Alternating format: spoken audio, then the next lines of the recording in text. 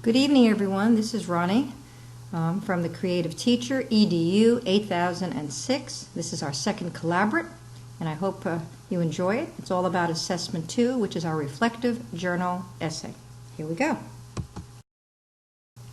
The second assessment, called a reflective journal essay, is worth 30% of your mark.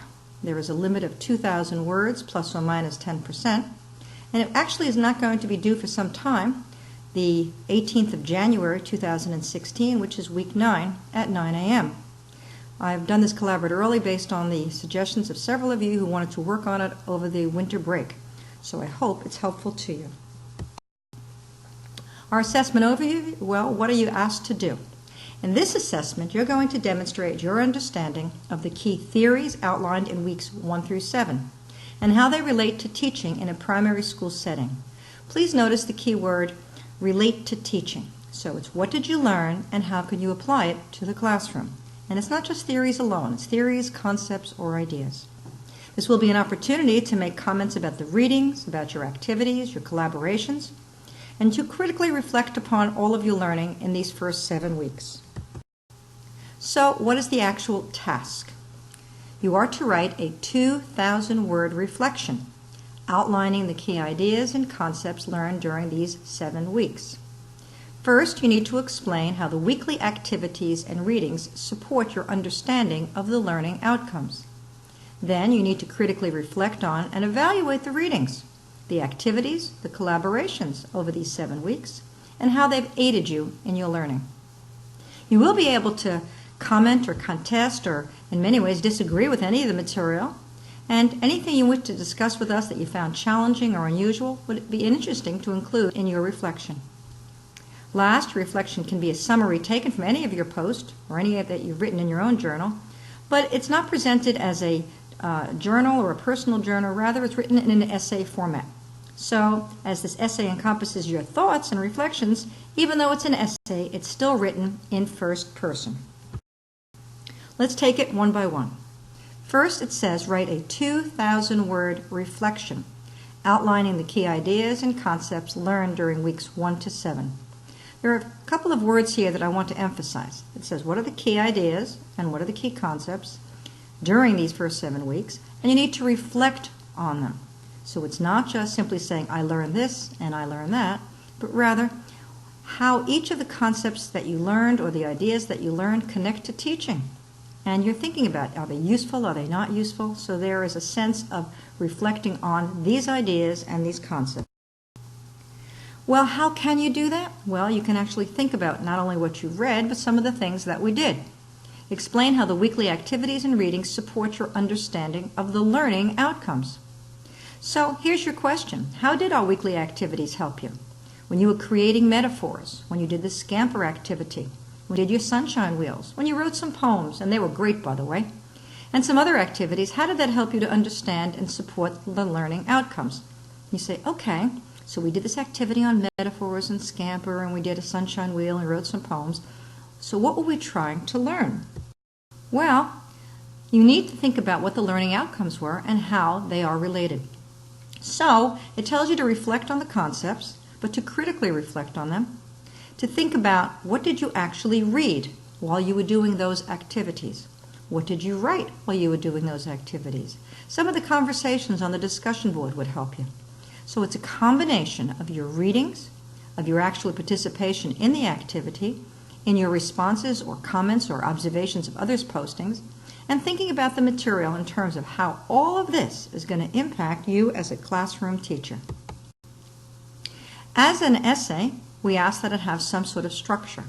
Generally, most essays, as this diagram shows you, has an introduction, it has several body paragraphs, and it has a conclusion. Your essay is interested in focusing on the first 7 weeks of this unit and the key concepts and ideas. You'll be explaining them, you'll be connecting them to the learning outcomes as well as to the activities, and most importantly, to your classroom. How does all of this relate to teaching in the primary school setting? So what's the criteria? Well, let's look very carefully at it and how each is worth a certain percentage of the final grade so that you could put your energies where they need to be. First, it says outline key concepts and theories covered. I'm suggesting 700 words plus because it's worth 30% of the total mark. So, since it's an important element of it, I want to make sure that of the 2,000 words you're asked to write, it gets a significant chunk.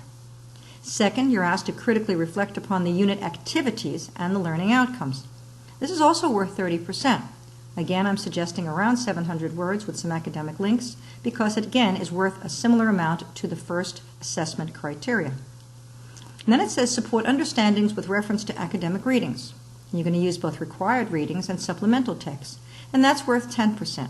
But these readings and these references will be embedded in your discussion of the key concepts and theories, and it will be embedded in your discussion of the unit activities and learning outcomes.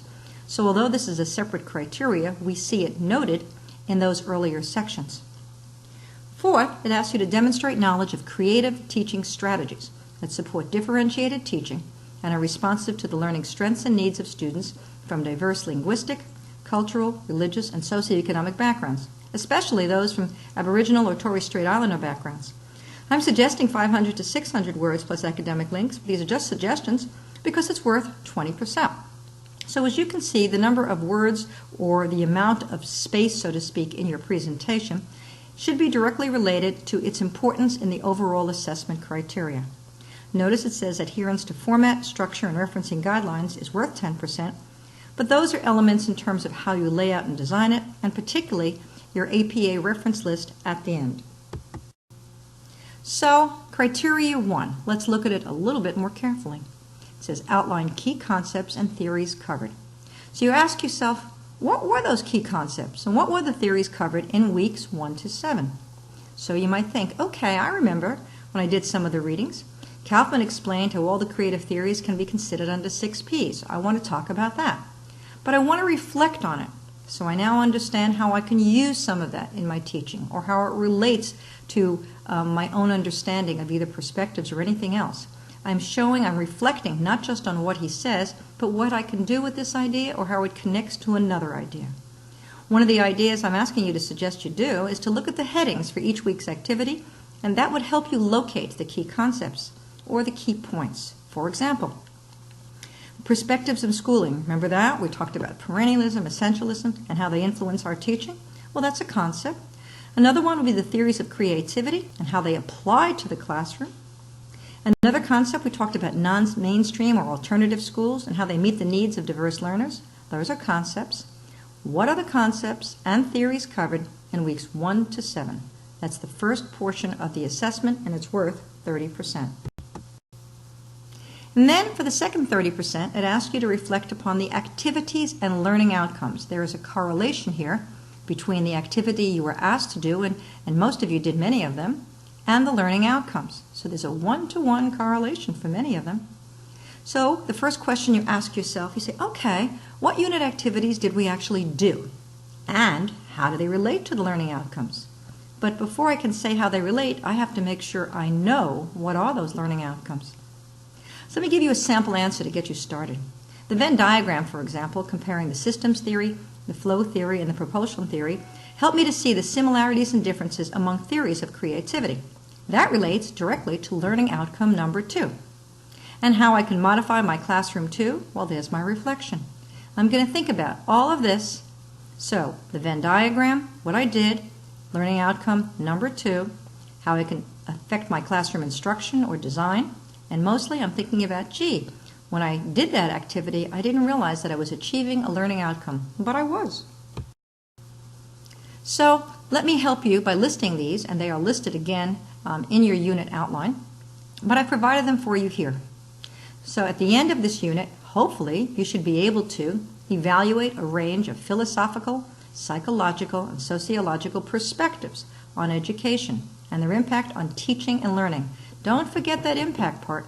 So if you remembered, we talked about all the different perspectives, and we talked about which ones you liked, which ones you didn't, and that was all part of Assessment 1. The impact on teaching and learning is really what this is all about now. Number 2, evaluate key theories of creativity and their application to teaching and school organization. So again, we have questions about vision statements and mission statements. These key theories of creativity and their application to teaching and school organization. What's the correlation? between the activities that we did and this learning outcome. Well, we did not only the Venn diagram, but we did some other activities as well. Investigate and evaluate innovative approaches to curriculum, classroom practice, and learning environments. That's what we're talking about non-mainstream. That's what we're talking about some of the other ways of approaching curriculum. Those readings and those activities. Think about our poetry as well. Innovative approaches to curriculum classroom practice. The next one talks about a classroom environment that's conducive to developing autonomy and creativity among learners. Most of the readings on that come later, but you might find some earlier ones. So I think you might want to look at weeks perhaps 8 and 9 for that. And since this assessment is only up to 1 through 7, you might not find as much of the materials devoted to that. Next one is how to use creative teaching strategies to support the needs of students from diverse linguistic, cultural, religious, and socioeconomic backgrounds, particularly from Aboriginal and Torres Strait Islander backgrounds. You will find that in some of our discussions of non-mainstream or alternative methods, but you'll also find them in our discussions later on as well. Remember, this assessment is only weeks 1 through 7, but these learning outcomes are weeks 1 through 12. So we're not expecting you to hit all of the learning outcomes in 1 to 7, only the ones we actually did address. Lastly, critically evaluate creative teaching strategies designed to meet the specific learning needs of students across a full range of abilities. That actually comes in weeks 10 and 11. But we hint at that earlier on. So we do talk about differentiated learning earlier on. The emphasis of these is for the second half of our unit. So, number 3. How do we support our understandings with reference to academic readings? Well, we're going to cite them. We're going to refer to them. We're going to have proper citations within our text and, of course, a list of sources at the end. So what are the questions I'm asking myself to achieve this criteria? What academic readings have I done? What information should I select from these readings to support my ideas about key concepts and their place in the classroom? And most importantly, how do these readings relate to the unit activities? How do they relate to the learning outcomes? How do the readings help me explain strategies for differentiated learners, especially those from indigenous communities? How will my experiences help me understand that? Remember, it's with reference to academic readings and other experiences. So, Kaufman explains how modern theories of creativity, or Coesbelt, Bakito, and Runco compare different theories of creativity. Once again, why do they do that, and how does it connect to my own classroom? The key is, what readings have I done? How do they support the ideas that I'm presenting, to the concept and ideas that I'm presenting, but mostly their application to a primary school class? So, here are creative teaching strategies for differentiation and inclusion. We include that. Think about our non-mainstream schools as well. And particularly, what are the questions we're asking ourselves here? What creative strategies have I read? Have I learned by observation? Not everything has to be done by readings. This particular section of the criteria, or of the rubric, doesn't say the word readings. It simply says, what can I do? So I focus this one on more of my observations, more of things that I've observed people do, more of the things that I've tried, some strategies I've discussed. So again, this one may not need as many of the readings because some of them come later, but I can use my prac experience, teaching strategies for differentiation and inclusion. Here's our rubric that will help you focus again on what it is being evaluated and how much effort or points is associated with it. So for example, our first criteria says outline key concepts and theories, and it's 30%. If you go to the right, the high distinction, which I think all of you should get, it's an exemplary level of understanding of the theories and key concepts covered, which is supported by well-chosen evidence and examples of the student's own teaching experience and practice. Simply put, telling me about the theories is great, but we need to have application to classroom either through your own experiences or through theoretical experiences we're interested in. It says supported by well-chosen evidence and examples of teaching experience and practice. So real or imaginary, applied to the classroom. There is a sophisticated critical analysis of the relationship between theory and practice. Underline that. The second one is to critically reflect upon the unit aims and learning outcomes, 30%. Notice again, evidence of an exemplary use of critical reflection through thoughtful and considered questions that unpack key ideas and show links to new knowledge. So in this one, they're asking you to raise some questions here about how the unit activities relate to the learning outcomes. The questions that you're raising, how do they relate? Do they relate? In what way do they relate? So a series of questions that unpack key ideas. We're saying, what are you asking yourself?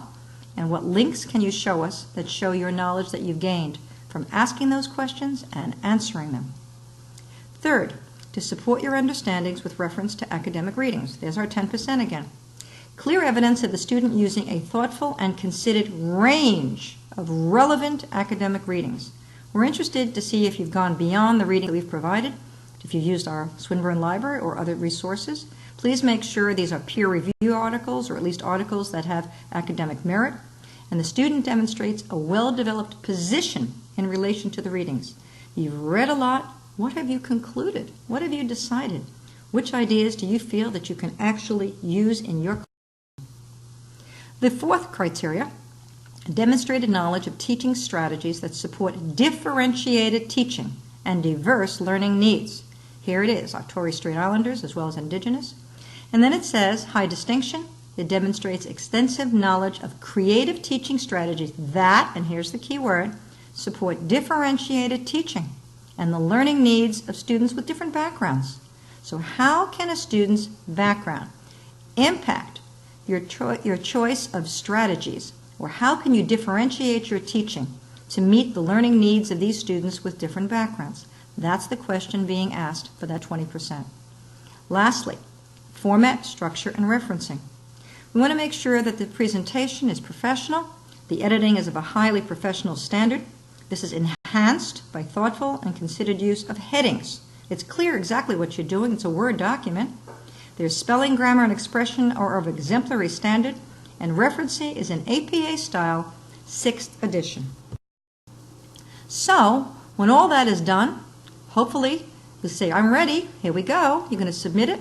Please submit your assignment through Turnitin. Detailed information is available in the Assessment 2 folder in Blackboard. Do you have any questions at this point? Well, please make sure that you post them on the discussion board or send me an email. The assessment is not due until the 18th of January 2015. You have lots of time to work on it, to think about it, and ask questions. Please do. I hope you have a very, very happy holiday and enjoy your time with your family and friends. And know, I'll be thinking of you. See you soon. Bye. This is Ronni saying sayonara.